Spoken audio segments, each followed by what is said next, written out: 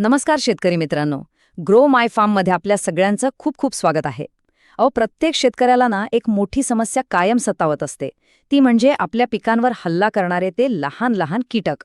आपण बघतो की अनेकदा महागडी रासायनिक औषधं कितीही वेळा फवारली तरी हे कीटक काही नियंत्रणात येत नाहीत. आपला खर्च मात्र वाढत जातो, सगळी मेहनत वाया जाते आणि शेवटी हातात काय उरतं तर फक्त नुकसान. पण आता काळजी करायचं काहीच कारण नाही. आजच्या या सविस्तर माहितीमध्ये आपण एक असा जबरदस्त उपाय पाहणार आहोत जो अगदी सोपा आहे, अतिशय स्वस्त आहे आणि 100% प्रभावी आहेत. या उपायामुळे केवळ तुमचा हजारो रुपयांचा खर्चच वाचणार नाही, तर तुमचं पीकही पूर्णपणे सुरक्षित राहील. जरा विचार करा, असं किती वेळा झालंय की तुम्ही महागडी औषधं आणली, फवारली, पण पिकांवरचे कीटक काही कमी झाले नाहीत. तोच तो खर्च, तीच ती मेहनत आणि हातात काय येतं तर पिकांचं नुकसान. हे एक दुष्टचक्रच बनून गेलंय. फवारणी केली की कीटक थोडे कमी होतात, पण काही दिवसांनी ते पुन्हा दुप्पट ताकदीने परत येतात. मग आपण पुन्हा फवारणी करतो, पुन्हा खर्च करतो, पण आता हे दुष्टचक्र थांबवण्याची वेळ आली आहे. आज आपण एक असा जुगाड पाहणार आहोत जो केवळ प्रभावीच नाही तर अगदी माफक दरात, खरं तर शून्य खर्चात सुद्धा तुमच्या शेताचं, तुमच्या बागेचं संरक्षण करणार आहे. चला तर मग सुरुवात करूया. बघा, कुठलीही लढाई जिंकायची असेल तर सगळ्यात आधी आपल्या शत्रूला ओळखणं खूप गरजेचं असतं. आणि आपले शत्रू आहेत ते लहान लहान कीटक, जे पिकांचं मोठ्यांच्या मोठं नुकसान करतात. यांना अदृश्य चोर का म्हणायचं? कारण ते इतके लहान असतात की त्यांचं अस्तित्व आपल्याला पटकन लक्षातच येत नाही. ते पानांच्या खाली, देठांमध्ये किंवा कोवळ्या कळ्यांमध्ये लपून बसतात आणि अगदी हळूहळू पिकाचा रस शोषून त्याला आतून पोखरत राहतात. आणि जेव्हा आपल्याला नुकसान दिसायला सुरुवात होते तोपर्यंत खरं तर खूप उशीर झालेला असतो. म्हणूनच त्यांना वेळीच ओळखणं आणि त्यांच्या वाढीला सुरुवातीलाच थांबवणं हे खूप खूप महत्त्वाचं आहे. हे आहेत ते आपले मुख्य शत्रू जे आपल्या शेतात रोज हल्ला करतात. पहिली आहे पांढरी माशी. अगदी लहान, पांढऱ्या पंखांची, पानांच्या खालच्या बाजूला तर ही समूहाने आढळते. मग आहेत थ्रिप्स, किंवा आपण ज्यांना फुलकिडे म्हणतो, ते फुलांमधलाच रस शोषून घेतात आणि त्यामुळे फुलगळ व्हायला लागते. मावा, जो कोवळ्या शेंड्यांवर आणि पानांवर अक्षरशः चिकटून बसतो. तुडतुडे, जे पानांमधून रस शोषतात आणि त्यामुळे पानं पिवळी पडायला लागतात. आणि सगळ्यात धोकादायक म्हणजे फळ किंवा शेंडे पोखरणाऱ्या अळ्या, ज्या थेट आपल्या उत्पादनावरच हल्ला करतात. या सगळ्यांचं एक वैशिष्ट्य आहे, यांची संख्या खूप झपाट्याने वाढते. आज 1-2 दिसतील, पण पाहता पाहता ते हजारो कधी होतात हे कळतसुद्धा नाही. त्यामुळे लवकर निदान हेच नियंत्रणाचं पहिलं आणि सगळ्यात महत्त्वाचं पाऊल आहे. आणि मग या कीटकांना नियंत्रणात आणण्यासाठी आपलं सुरू होतं फवारणीचं न संपणारं चक्र. एक फवारणी, मग दुसरी फवारणी. पण होतं काय माहितीये? सततच्या रासायनिक फवारणीमुळे या कीटकांमध्ये त्या औषधांविरुद्ध एक प्रकारची प्रतिकारशक्ती तयार होते. मग ते औषध त्यांच्यावर कामच करेनासं होतं. मग आपण अजून महागडं, अजून तीव्र औषध आणतो. त्याने काही काळ फरक पडतो, पण कीटक पुन्हा परत येतात. यामुळे शेतकऱ्याचा पैसा आणि वेळ अक्षरशः पाण्यात जातो. आणि इतकंच नाही, या रसायनांमुळे आपल्या जमिनीचं आरोग्य बिघडतं, आपल्या पिकांसाठी फायदेशीर असलेले मित्र कीटक मारले जातात आणि पर्यावरणाचंही नुकसान होतं, ते वेगळंच. म्हणजे पदरी फक्त निराशाच उरते. आता एक गोष्ट समजून घ्या, आपल्याला जे नुकसान डोळ्यांना दिसतं, म्हणजे पानांवर पडलेले पिवळे डाग, फळांवरची छिद्र किंवा वाकडी झालेली पानं, ते तर केवळ हिमनगाचं टोक आहे. म्हणजे जे दिसतंय ते अगदीच थोडं नुकसान आहे. खरं आणि विनाशकारी नुकसान तर सूक्ष्म स्तरावर, झाडाच्या आतमध्ये होत असतं. हे छुपे नुकसान इतकं गंभीर असतं की ते आपलं संपूर्ण पीक उद्ध्वस्त करू शकतं. चला, हे नेमकं कसं होतं ते जरा सविस्तरपणे समजून घेऊया. बघा, पांढरी माशी, मावा, थ्रिप्स यांसारखे कीटक काय करतात? त्यांच्या तोंडाला एक बारीक सुईसारखा अवयव असतो. तो अवयव ते झाडाच्या कोवळ्या पानांमध्ये किंवा देठांमध्ये खुपसतात आणि आतला पेशीद्रव्य म्हणजे झाडाचा रस शोषून घेतात. हे अगदी आपल्या शरीरातून रक्त शोषून घेण्यासारखंच आहे. झाडाने जमिनीतून पाणी आणि सूर्यप्रकाशातून जी काही ऊर्जा तयार केलेली असते, ती सगळी ऊर्जा हे कीटक अक्षरशः चोरून नेतात. यामुळे झाड आतून पूर्णपणे कमकुवत आणि कुपोषित होऊन जातं.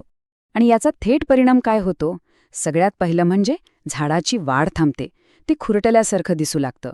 पानांमधलं हरितद्रव्य कमी झाल्यामुळे झाडाची अन्न बनवण्याची प्रक्रिया, ज्याला आपण प्रकाश संश्लेषण म्हणतो, ती एकदम मंदावते. झाड स्वतःसाठी पुरेसं अन्नच बनवू शकत नाही. मग साहजिकच आहे, त्याला आलेली फुलं आणि लहान फळं पोचण्याची ताकद झाडात उरत नाही आणि त्यांची मोठ्या प्रमाणात गळ होते. इतकंच नाही तर हे कीटक एका झाडावरून दुसऱ्या झाडावर जाताना आपल्यासोबत अनेक प्रकारचे जीवाणू आणि बुरशीजन्य रोगांचे कण घेऊन जातात, ज्यामुळे संपूर्ण शेतात रोगांचा वेगाने प्रसार होतो. पण या सगळ्यामध्ये सर्वात मोठा आणि गंभीर धोका कुठला असेल तर तो आहे विषाणूंचा प्रसार. हे कीटक पर्णगुच्छ किंवा लीफ कर्ल सारख्या भयंकर विषाणूंचे वाहक असतात. म्हणजे ते या रोगांचे डिलिव्हरी एजंट्स आहेत. हे विषाणू इतके धोकादायक आहेत की एकदा का एखाद्या झाडाला त्यांची लागण झाली की त्यावर जगात कुठलंही औषध नाही. ते झाड काही दिवसात पूर्णपणे निकामी होतं. पांढरी माशीसारखे कीटक जेव्हा एका विषाणूग्रस्त झाडाचा रस शोषतात तेव्हा तो विषाणू त्यांच्या शरीरात येतो आणि मग तेच कीटक जेव्हा निरोगी झाडावर बसून रस शोषतात तेव्हा तो विषाणू त्या झाडात सोडून देतात आणि पाहता पाहता आपलं संपूर्ण शेत या विषाणूच्या विळख्यात येतं. हे कीटक म्हणजे रोगांचे चालते फिरते दूतच आहेत. या धोक्याची तीव्रता किती आहे हे समजावून घेण्यासाठी एक खरं उदाहरण पाहूया. उत्तर प्रदेशातल्या एका पेरूच्या बागेत शेतकऱ्याने लाखो रुपये खर्च करून बाग लावली होती, पण फक्त फळमाशीच्या प्रादुर्भावामुळे त्यांचं तब्बल 80% पीक वाया गेलं. विचार करा, 80% नुकसान म्हणजे 100 पैकी 80 फळं किडकी निघाली. एवढ्या मेहनतीने कष्टाने वाढवलेलं पीक डोळ्यांदेखत असं नष्ट होणं किती वेदनादायी असेल नाही का? हेच नुकसान टाळण्यासाठी आपल्याला योग्य वेळी योग्य उपाययोजना करणं खूप गरजेचे आहे. चला, समस्येबद्दल आणि तिच्या गंभीरतेबद्दल आपण खूप बोललो. आता थेट उपायाकडे वळूया. आता आपण बोलणार आहोत एका अशा गुप्त शस्त्राबद्दल जे अत्यंत सोपं आहे, अविश्वसनीयरित्या स्वस्त आहे आणि कमालीचं प्रभावी आहे. हे शस्त्र कोणत्याही मोठ्या कंपनीने बनवलेले नाहीये, तर ते आपल्या घरात, आपल्या आसपास अगदी सहज उपलब्ध आहे. याच्या मदतीने पिकांचं संरक्षण करणे इतकं सोपं होईल की महागड्या फवारण्यांवरचा खर्च जवळपास शून्यावर येईल. आणि हे आहे आपलं ते शस्त्र. फक्त 100 रुपयांचा एक डबा. हो, तुम्ही अगदी बरोबर ऐकलं. फक्त 100 रुपयांची ही एक सामान्य वस्तू आपल्या हजारो रुपयांची बचत करू शकते. आणि हा एक डबा संपूर्ण हंगामासाठी, अगदी 1-2 एकर क्षेत्रासाठी सुद्धा पुरतो. हे आहे साधं ट्रॅक्टर ग्रीस. हो, तेच ग्रीस जे आपण आपल्या वाहनांमध्ये वापरतो. हो, बरोबर. हे कोणतंही खास शेतीसाठी बनवलेलं उत्पादन नाही. यात कुठलंही रसायन नाही. हे तेच सामान्य ग्रीस आहे जे आपण ट्रॅक्टरच्या बॅरिंगमध्ये, गाडीच्या भागांमध्ये किंवा रोटावेटरमध्ये वंगण म्हणून वापरतो. आपल्याला कोणतंही महागडं किंवा हायग्रेड ग्रीस घ्यायचं नाहीये. उलट जे बाजारात सगळ्यात स्वस्त मिळेल, सगळ्यात हलक्या प्रतीचं असेल तेच आपल्याला वापरायचं आहे, कारण आपल्याला फक्त त्याचा चिकटपणा हवा आहे. हे कोणत्याही हार्डवेअरच्या दुकानात किंवा गॅरेजमध्ये अगदी सहज उपलब्ध होतं. आता तुमच्या मनात प्रश्न आला असेल की बाजारात मिळणाऱ्या तयार चिकट सापळ्यांपेक्षा ग्रीस का चांगला आहे? तर याचे 4 मुख्य फायदे आहेत. पहिलं, खर्च. तो जवळपास नगण्य आहे. जिथे तयार सापळ्यांसाठी हजारो रुपये लागतात, तिथे 100 रुपयांच्या डब्यात आपलं काम होतं. दुसरं, याचा वापर संपूर्ण हंगामात पुन्हा पुन्हा करता येतो. सापळा खराब झाला की पुसून पुन्हा ग्रीस लावायचं, झालं काम. तिसरं, हे 100% रसायनमुक्त आहे. त्यामुळे आपल्या जमिनीला, पिकाला किंवा मित्र कीटकांना कोणतंही नुकसान पोचत नाही. आणि चौथं आणि सगळ्यात महत्त्वाचं कारण म्हणजे याचा चिकटपणा. कडक उन्हात, पावसात किंवा धूळ बसल्यावरही याचा चिकटपणा बराच काळ टिकून राहतो, जो बाजारातील डिंकाच्या सापळ्यांपेक्षा खूप जास्त प्रभावी ठरतो. चला तर मग आता प्रत्यक्ष कामाला लागूया. ह्या भागाला आपण एक कार्यशाळा समजूया, जिथे आपण अगदी सुरुवातीपासून आपली कीड नियंत्रण प्रणाली कशी तयार करायची ते शिकणार आहोत. हे तंत्रज्ञान केवळ मोठ्या शेतकऱ्यांसाठीच नाही, तर आपल्या घराच्या गच्चीवर बागकाम करणाऱ्यांसाठी, लहान शेतकऱ्यांसाठी आणि विशेषतः सहकारी शेतकरी गटांसाठी एक वरदान आहे. चला, एकत्र मिळून हे सोपं तंत्र शिकूया. सगळ्यात आधी एक वैज्ञानिक गोष्ट समजून घेऊया. ती म्हणजे वेगवेगळे कीटक वेगवेगळ्या रंगांकडे आकर्षित होतात.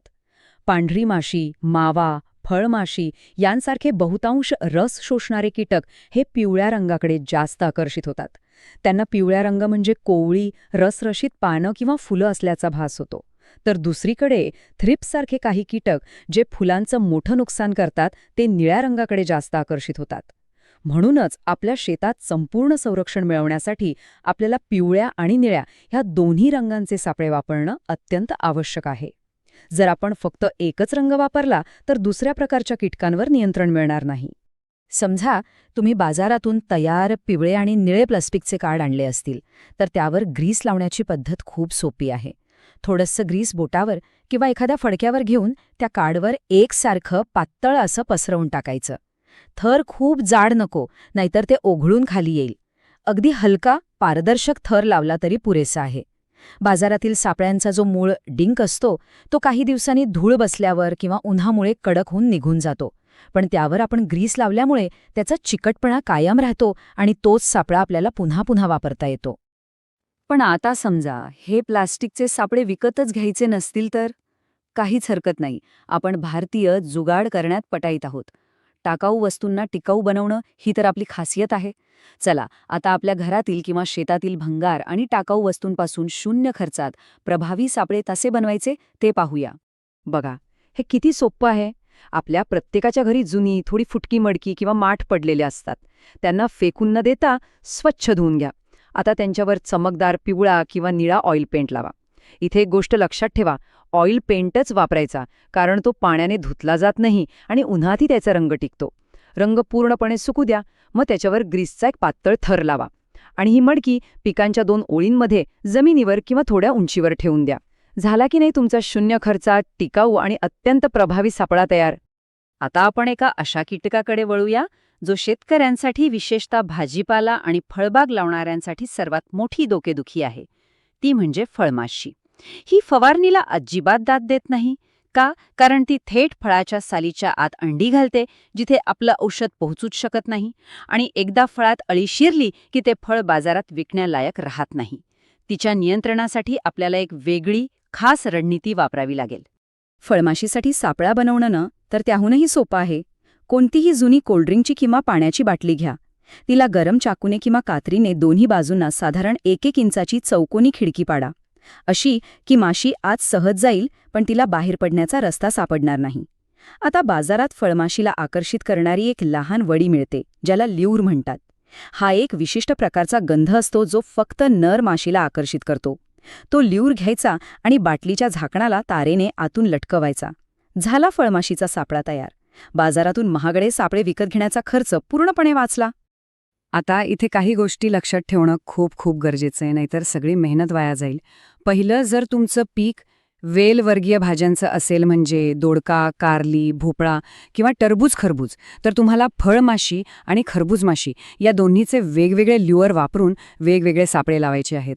अनेक शेतकरी फक्त एकच लावतात आणि मग म्हणतात परिणाम मिळत नाही.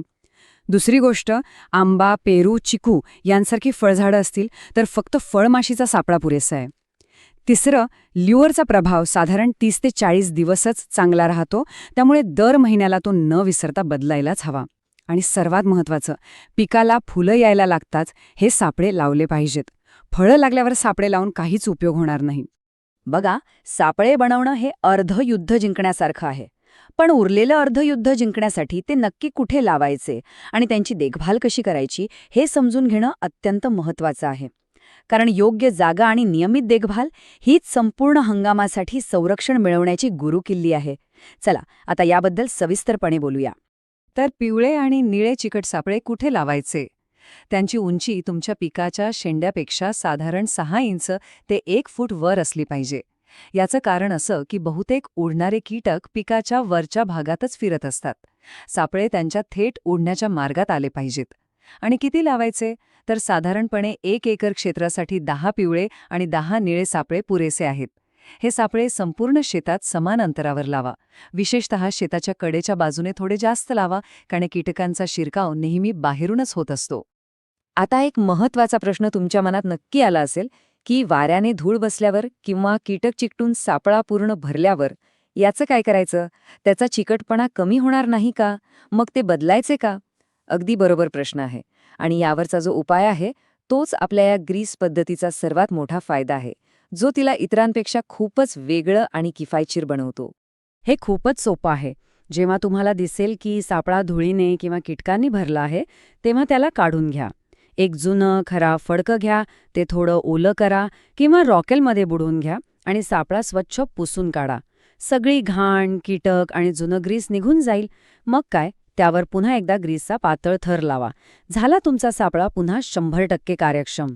ह्याच कारणामुळे हा उपाय इतका किफायतशीर आहे. एकदाच खर्च करायचा आणि वर्षभर फायदा घ्यायचा. हेच जर बाजारातले तयार सापळे असते तर ते फेकून देऊन नवीन आणावे लागले असते. ह्या कामाला आपल्या सवयीचा भाग बनवण्यासाठी एक साप्ताहिक तपासणी सूची बनवता येते. दर आठवड्याला शेतात एक फेरफटका मारताना सापळ्यांचा चिकटपणा तपासा. कोरडा वाटला तर लगेच ग्रीस लावा. त्यावर कोणत्या प्रकारचे कीटक अडकले आहेत ते पहा. पिवळ्यावर जास्त आहेत की निळ्यावर?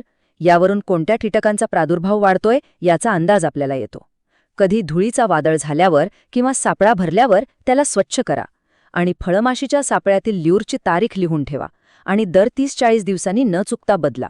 ही एक छोटीशी सवय आपल्याला मोठ्या नुकसानीपासून वाचवते.